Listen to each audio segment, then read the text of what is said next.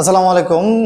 বর্তমান সিচুয়েশন এমন একটা সিচুয়েশন হয়ে দাঁড়াইছে যে আমরা আসলে আমাদের সন্তান বা বোন বা মা এদেরকে আমরা বাইরে প্রোটেক্ট করতে পারতেছি না। আমরা এমনটা পরিস্থিতিতে আছি বর্তমানে যেখানে আমাদের সবকিছু চোখের সামনেই ঘটে যাচ্ছে, বাট আমরা কিছু বলতে পারতেছি না, করতে পারতেছি না।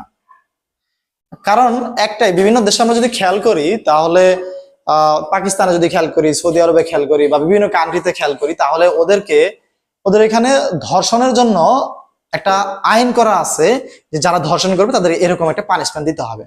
কিন্তু এই যে আমাদের বাংলাদেশ, পার্শ্ববর্তী দেশ হচ্ছে ইন্ডিয়া, এদের ক্ষেত্রে আসলে এরকম কোনো আইন না থাকায় মানে অহরহভাবে মানুষজন কি করতে, ধর্ষণ করতেছে। কিছুদিন আগ পর্যন্ত শোনা গেছে যে ধর্ষণ শুধুমাত্র ওই রকম ভাবে একটু ইয়াং টাইপের যে মেয়েরা আছে তাদেরকে করা হচ্ছিল, কিন্তু এখন একদম ছোট একটা বাচ্চা, আর আমিসার মতো বাচ্চা, যারা মাত্র ক্লাস 2-3-তে পড়ে, মানে এদের উপর এরকম মানসিক নির্যাতন, এরকম ধর্ষণ, মানে অকল্পনীয় একটা বিষয়। আসলে আমাদের নারীদেরকে সম্মান করা উচিত। হ্যাঁ, নারীদেরকে আহ নিজের মা বোন মনে মনে করা উচিত।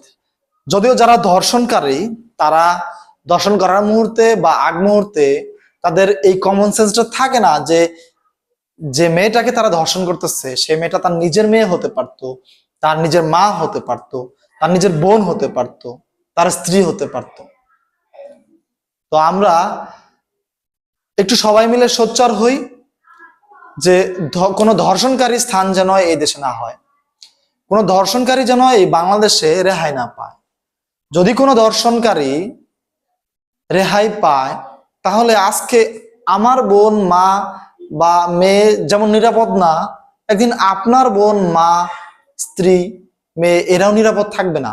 কারণ মনে রাখবেন, ধর্ষণকারীর কাছে আপনি আমি কিছুই না। হ্যাঁ, কিন্তু যদি এটা একটা দৃষ্টান্তমূলক শাস্তি দেখানো যায়, আমি আমার দেশের রাষ্ট্রপতি, আমার দেশের সরকার, আমার দেশের গণতন্ত্রের যারা হচ্ছে কি বলবো প্রবক্তা, তাদেরকে বলতে চাই, আপনারা এমন একটা আইন প্রতিষ্ঠা করেন যে আইনের মাধ্যমে একজন দর্শনকারীর সর্বোচ্চ পরিমাণ বিচার হবে।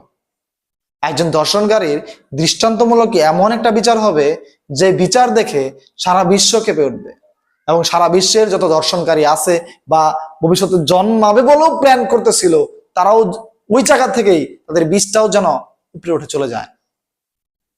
দিন শেষে কথা একটাই, আসুন যার যার জায়গা থেকে আমরা একটু সচেতন হই, এবং আমি মাননীয় সরকারের কাছে আবেদন করব এটাই যে এদেরকে এমন একটা দৃষ্টান্তমূলক শাস্তি দেন যেন এদের মতো যারা এই মানে মানসিক নির্যাতনের সাথে জড়িত হতে চায়, হতে যাচ্ছে, তারা যেন আর এটা কখনো ভাবতেও না পারে। ভিডিওটা শেয়ার করবেন যেন এই ভিডিওটা এমন পর্যায়ে চলে যায়, এটা শাস্তি এবার হতেই হবে। যদি শাস্তি না হয় তাহলে রক্ষা নাই। সো ভালো থাকবেন, সুস্থ থাকবেন। আসসালামু আলাইকুম।